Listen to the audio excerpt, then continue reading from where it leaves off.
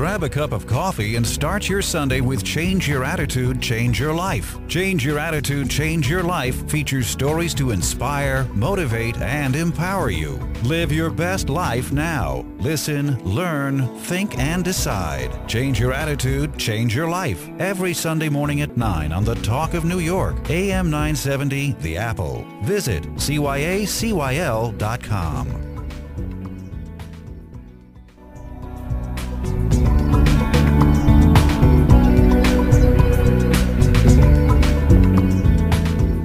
Good morning, this is Change Your Attitude, Change Your Life. I'm Joan Herman. Thanks for tuning in.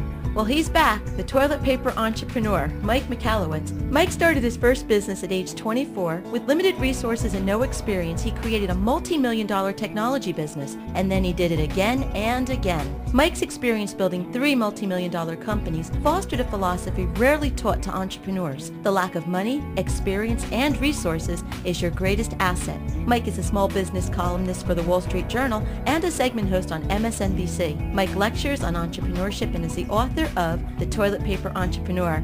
Good morning, Mike. Thanks for coming back. Yeah, thanks for having me back again. I appreciate this. The last time Mike was here, he talked to us a little bit about how you can get a company up and running, and now let's assume that that business is up and going, and Mike is here to teach us how we can use behavioral psychology to grow our business. Mike, what does that mean, behavioral psychology? Yeah, it sounds so so daunting and stuff. So with my business, as I was getting them growing, one day this guy I knew came up to me and says, "You just got to use behavioral psychology. It's this really effective technique." I'm like, well, what is that? And he goes, it's just the behavioral science, or the way our minds operate. And he goes, we are so pre-programmed. We're just like herding animals, humans are. So he goes, if you just do certain triggers and certain things, people will respond consistently the same way. And he started turning me on to these different tips that I want to share some of them with you today. And sure enough, I started using some of these strategies. I used them promoting my books. I used them to grow my businesses. It just works like clockwork every single time. Well, and let me ask you, because I know in your book, The Toilet Paper Entrepreneur, you spoke about the importance of knowing your customer. Mm-hmm. You should know what television shows that person watches and the age and their family Intimately. And everything about that person. You need to have that profile. So is that important to really get into the behavioral psychology of how they're purchasing and what they're, what types of services they need? It is important at the most detailed level, but there's an overarching way all humanity responds. I mean, if you and I came up to each other and I threw I was going to throw a punch at you, you're going to wince back. I don't care how tough you are, you're going to wince back. At least 99.9% of the population will. So there's certain techniques that you can use that the overarching population will respond the same way, regardless of how well you know them. And that's the techniques I want to share here. Okay. But that being said, the more intimate your understanding is of your customer, the more you can influence them. And then, by the way, one little disclaimer, when I say influence, that's different than manipulation. Right. A lot of people hear and say, oh, you're going to take advantage. This is how you take advantage of people. No. If you take advantage of people, and you can use these techniques to do that, you will get caught at a certain point, and you will pay a dear price. You will be destroyed on the internet. Your reputation will be torn apart. So you have to use these influence techniques to get people to the end point where they want to go, just through you as opposed to through an alternative route. So we're going to assume that it is a person of integrity that's utilizing these techniques, and yeah. So none of your listeners. No, I kid. Everyone can turn off this radio right now. It's over. We're done. So anyway, Mike, what would be the first tip or the first strategy that you would say we need to employ? Yeah, so one tip, this goes all the way back to the Dale Carnegie's days. There was a guy, Dale Carnegie, who wrote about this technique, and he talks about the 2 most influential words in the English language. And when I ask people, especially in a public setting, I'll say, what do you think is the most influential words? Mm-hmm. And people will say the word free, right. Sex, of course, any of those type terms. No, it isn't. The most influential words are our own names. There's nothing more appealing. You hear Joan, it's like, hey, this must be an interesting conversation. Right. Not to me, but to you. Right. I hear Mike, now it's become very interesting for me. So when we hear our own names, maybe it's in a public setting and someone else mentions our name in a conversation, we're drawn to it. If we see it in a newspaper, we're drawn to it. So businesses can leverage this too. And what I suggest businesses do is on your website, start listing your customers. Put their names up there. Give them credit for using your services. Or ideally, let them share stories or experiences, not even necessarily around your product, but maybe the benefits they receive from working with you or your products. The best way to say this is through example. I worked with a chimney cleaning guild, and they're having a tough time selling chimney cleaning services, shockingly. And what we did was we compiled all these stories from past customers and prospects to saying, tell us about your experiences in front of the fireplace. Cold winter nights, how it warms your bones and celebrations and stuff like that. And these stories poured in. But we gave everyone their credit to their story. Their name was in there. So what happens? They come and check it out. They tell their friends. They start checking out. Other people want to contribute. And more people started coming to this website, and more people started buying. We never sold anything. We just used people's names. So in essence, the customers or the people that have been participants, they're doing your marketing for you at this point. Yeah, and they're not even doing it like on the nose marketing. They're not saying, oh, this is the best product ever, the best service, use it. They're just talking about maybe in the surrounding kind of benefits of using your product or service. It's not this kind of salesy type thing, but their name is there. And when we see our name, we go look at it probably multiple times. They probably read that story 5 or 6 times because it was our own name. And half the battle for a business owner is for someone to even know that your company exists. Yeah. One great way to use names is if you can identify one of the best customers you want, write an open letter to them on your own website. So if you're trying to solicit me as a client, say, my ideal client would be this guy, Mike Michalowicz. I love what he does, blah, blah, blah, and this is why I want him as a client. I hope one day I get the privilege of speaking with him or something like that. Well, you know that I am searching for my own name on Google probably once a month, probably once a day, probably once an hour if I really think about it. So I will come across it. The search engines will find it, and I will find it. And now I have walked into your virtual storefront. I mean, it's right. Perfect. Okay, so Mike, what would be another tip that we can employ? So another one's called Reciprocity. And Reciprocity happens every time around the holidays. The Christmas cards start piling in, and that one comes in from someone in California that you totally forgot even was still alive. Aunt Sue was like, oh, geez, I thought she kind of croaked a couple of years ago. And the card arrives wishing you a Merry Christmas. Now you run out to the local card store to respond. And that's called reciprocity. When someone gives us something, especially without an expectation of return, we feel more obligated to return. And reciprocity happens on both sides. You drive down the highway and someone flips you the bird. What do? You're not like, oh, such a pleasant person. You're flipping them the bird. So in business, recognize with your customers, give to them unexpectedly. Same with your prospects. Give them something that they didn't anticipate they'd receive. It will build a sense of reciprocity. They will want to give back. They will go out of their way now to give you a referral. They will go out of the way to do extra and more business with you. So that's called the technique of reciprocity. Genuine giving, ironically, without the expectation of return, gets the biggest return. And what people tend to forget is when you give without expecting something in return, that's when all the doors open up for you. That is when you get so much without, and that's the key, without expecting it. Yeah, and it seems kind of ironic or a dichotomy. I mean, they're polar opposites. How can you give trying to get something when you don't ask for something or position it that way? I don't get it either. And maybe there's some mystical, spiritual stuff going on, but that is how it works. When you give to someone without an expectation of return just for the benefit of giving, there is the immediate benefit of just feeling good. And then that person has a well of desire to give back. And in many cases, they'll give back directly to you. Other times, they'll pay it forward and give back to others. And that's just as good. Okay, so Mike, we've talked about reciprocity. We've talked about the 2 most important words, someone's name. What would be another tip? Labeling.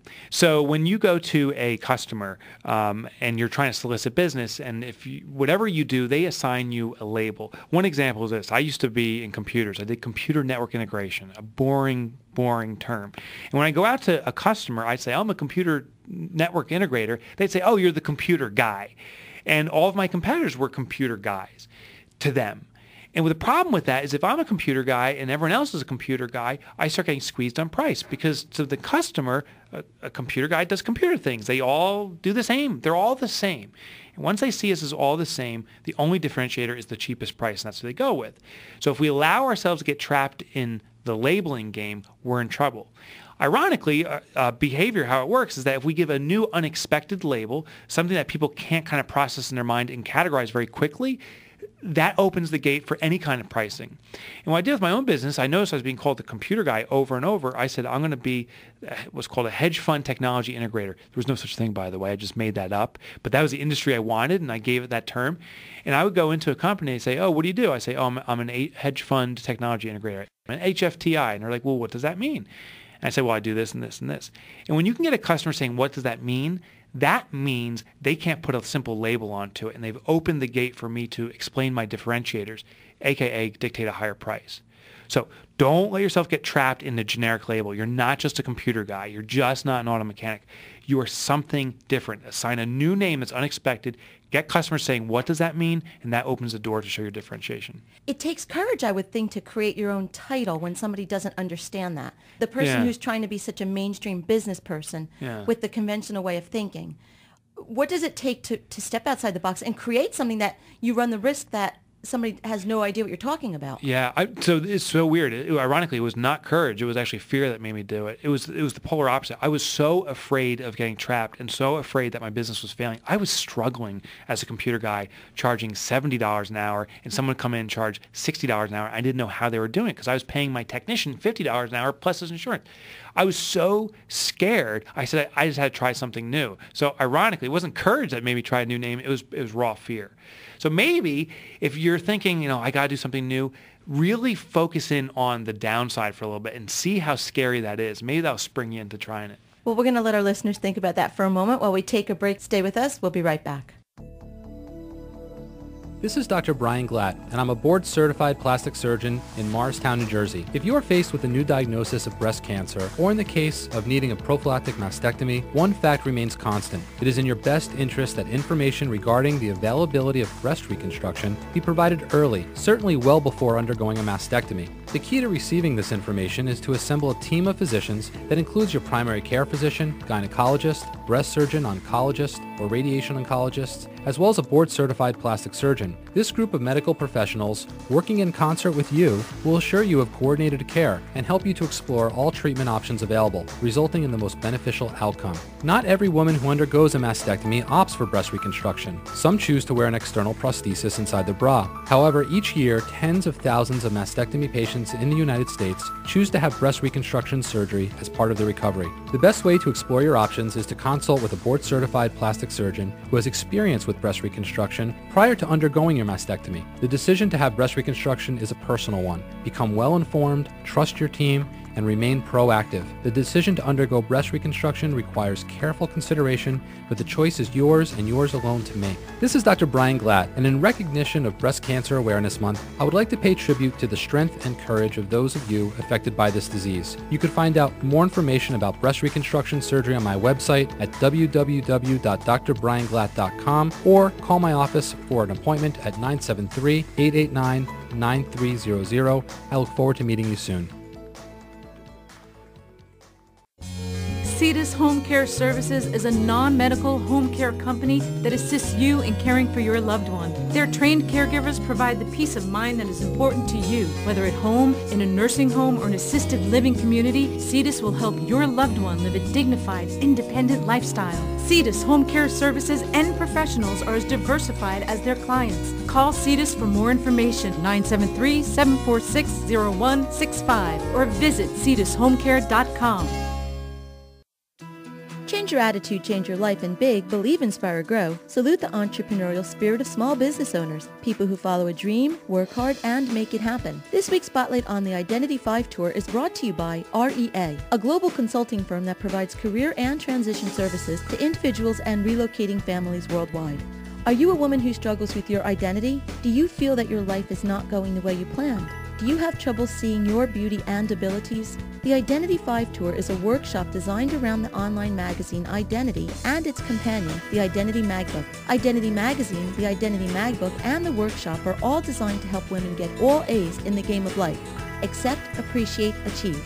Based on the Magbook, participants will answer 5 powerful, thought-provoking questions that force inward examination in order to discover strengths, value, unique characteristics, and identity. Increase your confidence while decreasing negative thoughts. Increase your self-worth and decrease your insecurity. Validate yourself and what you have to offer the world. Hundreds of women have already answered the Identity 5 questions and are now feeling empowered, uplifted, more confident, validated, and overall more accepting of themselves mentally and physically. The Identity 5 Tour will take place in 48 states starting on the East Coast, making way to the West Coast. $4,800, $100 from each state, will be donated to the Big Scholarship Fund. For more information, visit identity5tour.com.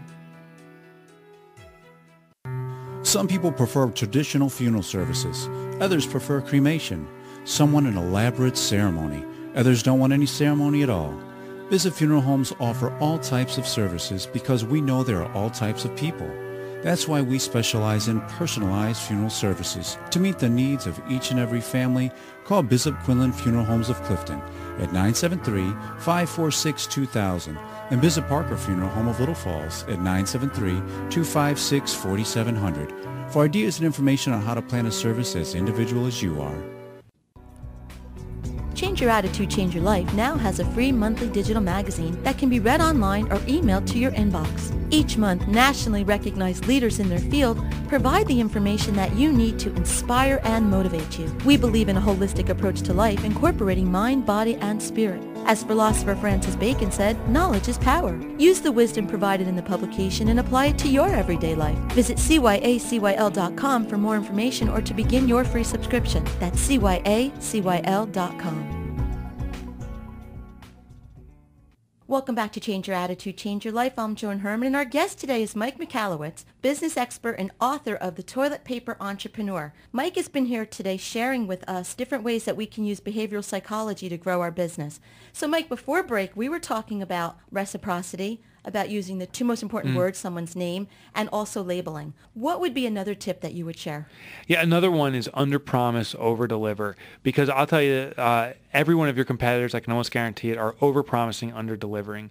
A classic example is saying delivery dates and times. You know, I will finish this project by Monday at 5 o'clock. And what happens at Monday at 5 o'clock is usually nothing. Well, I take it back. Maybe an email arrives at Monday at 5 o'clock saying, oh, running a little bit late. I need 20 more minutes. And then you hear nothing the rest of the night, and then the project gets delivered a day later. And what happens if you're on the customer end, you're upset. It's like you promised Monday at 5, I set my agenda accordingly, and then I don't get anything till a day later. They're upset. That's an overpromise, set next to high expectation, under-deliver, didn't meet it. If we under-promise, set an expectation saying we'll get the project done by Wednesday and then still deliver on Tuesday, we've beaten the expectation. Now the note isn't arriving on Monday saying, hey, sorry we're late. We're sending a note on Tuesday saying, hey, great news. It's done early. It's not going to be on Wednesday. I have it for you right now. Here you are. And the customer is elated. So ironically, in that little scenario, though, both of the cases or projects were delivered on Tuesday. But in one case, customers very disappointed. Other case, they're elated. The whole thing is the promise you set. So it ties back into that kind of the second thing we were talking about is reciprocity, kind of giving unexpectedly. This is another form of it. The only additive component of here is that you're setting an expectation. So with your customers, set an expectation you know you can crush, that you can set. Let them accept that expectation and then beat it and deliver early, and they will be amazed. It works so well. Zappos, the shoe company, they're worth like $6 billion now. That's how they grew their entire business. They would set expectations telling customers, thanks for ordering our shoes. It'll be there within a week. And 95% of the time, it was shipped overnight and you get it the next day. You as a customer, elated. You didn't expect it so early. Sometimes they'd run into trouble. It would take 3-4 days. You were still elated because they say it would take a week and it still came early. And just by saying an expectation that was out there and then crushing it every single time, they blew away people's minds. They consistently underpromised and consistently overdelivered, and they went to $6 billion, and you can too. And I remember in a presentation, I saw you speak at a recent business conference, and you shared a story about sneakers that you had purchased and a letter that came in the box. Which, by the way, these are the ones. I'm wearing them right now. You can't see them on the radio, but they are wish bizarre. You could see these shoes. Aren't they bizarre? Now you have to share the story about this because our listeners are trying to figure out. They're not sneakers. I misspoke. You have to explain what these are. Yeah, and this turns into a behavioral tip. These are called Vibrams or Vibrams. I'm not even sure of the pronunciation, but they're called glove shoes. And they look like a winter's glove on your foot. So the 5 toes are kind of individually swinging around. So I'm kind of a weirdo. I totally get it. I see these shoes. I'm like, I got to get these. I have to. I buy them through Zappos. And this is before I knew Zappos did that under-promise, over-deliver. Had them scheduled to come to my house, and they said it would take 1 week. So I ordered them on Monday. The following Monday, I'm going to get them. But I wanted to intercept the package because my wife would be home, and this would not go over well with Krista. Well, sure enough, I ordered from Zappos. They FedEx it overnight. I don't know they do that yet. I come home Tuesday next morning, and my wife is there, and she is steaming mad because the package arrived. She opened it, and she goes, what are you spending money on? And I spent $160, by the way, on these things. I still have them, though. I'm wearing them. And my wife is just livid. And this turned me on to a new behavioral technique. in the package was a letter written to me. And it used a few techniques. First of all, it said, "Dear Mr. Michalowicz," so it used my name, very interesting to me. And then it goes on and it said what's called I now call buyer's defense. There's a thing called buyer's remorse. I think buyer's remorse is not adequate. Buyer's remorse means that a buyer buys something and they regret it themselves. Buyer's defense is where a buyer buys something and people surrounding them attack the purchase decision. And then they therefore don't want to buy that product again or want to return the product. So we need to address that behavior by doing what's called buyer's defense. So I'm reading through this letter and it says congratulations and it starts pointing out all these reasons why I was smart on buying the shoes, these crazy shoes. And I just started reading them off to my wife. I said, because I'm wearing these, my posture will automatically improve. It says it right here. And I can experience, they call it barefooting anywhere. I mean, I can literally now walk on hot coals and not burn myself with these weird things. And my favorite line ever, it said, "I will never suffer from plantar fasciitis." Didn't know it was at the time, but it was clearly a horrible malformation of your foot. And I read this to my wife, and at a certain point, she was persuaded and said, "Holy cow, I got to get shoes like these. They're so good for you." So the lesson here is the sale really does happen after the sale. If a customer buys your service or your product, you have a responsibility today to defend them, to give them all the fodder and all the support why they made a good decision. So when they do get attacked by their family members or by their friends saying, "My uncle could have done that for free for you. Why'd you do that? I know someone that's a web developer. They would have done it for free. This guy's better. That girl's better." Now that customer who's getting all these attacks has a defense mechanism. Something else, because I wanted to get right to the next tip before we run out of time. Yeah. So many of us that have companies, we tend to think that we have to keep everything so close to our chest that we can't tell anyone. Like everyone is out there waiting for our big secret. Like they're up nights waiting, for what we're about to share. And you're saying that that's not the case, that we really shouldn't be secretive about what it is we're doing. Why is that? Okay, well, so secrecy works two ways. I don't think as a business philosophy you should be secret because all the answers are out there on the internet. I know companies that spend tremendous amounts of time, and when I say companies, early stage businesses, patenting, protecting, all this stuff, when the exact formula, this secret formula, is on the internet and everyone can grab it. The idea isn't the big part of a business, it's the sweat that goes behind it. 99.9% of a business success is the actual commitment to executing on it consistently and persistently for life. So ideas aren't worth that much. So I think a lot of people invest their time on secrecy where they shouldn't. But I do want to tell you the behavioral technique where secrecy can be your biggest benefactor. And how this played out in national media 2 years back now, maybe 3 years back from now, was Tiger Woods and David Letterman.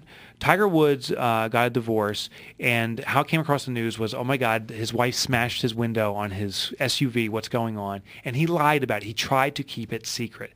I'm not doing anything. Me and my wife always throw clubs at each other type stuff, like, yeah, whatever.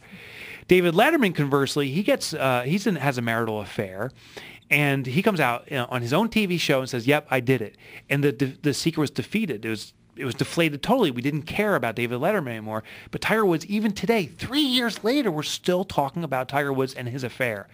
That's the power of secrecy. Now, how you use it in business is if you can embed a secret in your business and only let a few people in on it and try to keep it under wraps, the word will spread like wildfire. People can't help but hold or spread secrets around.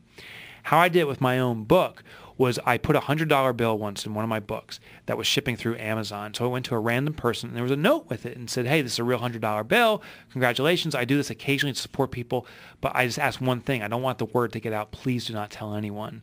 And sure enough, that person called me, but ultimately, and I even told them on the phone, please don't tell anyone. The secret started spreading everywhere. They were telling everyone, and I could see, it was called geo-targeting. We could see the book purchases kind of emanating like a ripple effect out of Cambridge, Massachusetts, where it started, and started going everywhere. And that's the power of secrecy.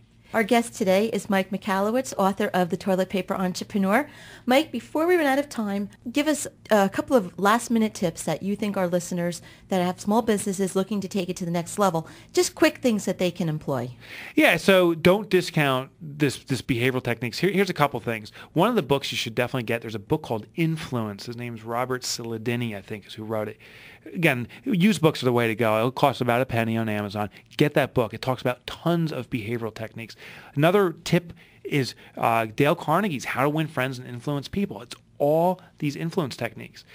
I am not a behavioral psychologist. I never studied it officially, but man, I've read maybe 40 books on the subject now, and it is fascinating, it's effective, and it applies to business completely. So that's what you should do. But in addition, Mike, you employ these yourself and they work. And I that's use how them you know. all the Right. time. I used it on you this whole interview. You didn't even know it. That's why you're the expert. So don't Right. sell yourself short. Mike Michalowicz, and he's listening now. Our guest today was author of The Toilet Paper Entrepreneur, Mike Michalowicz. If you'd like more information, please visit his website, toiletpaperentrepreneur.com. Or as always, you can visit our website, which is cyacyl.com. That stands for Change Your Attitude, Change Your Life. While on our website, listen to past shows as podcasts, read our digital magazine, and sign up for our mailing list. Mike, again, it was such a pleasure having you here. Pleasure's all mine. Yeah, we're definitely going to be seeing a lot more of Mike Michalowicz, the Toilet Paper Entrepreneur. Thank you, Joan. This is Change Your Attitude, Change Your Life. I'm Joan Herman. Thanks for tuning in.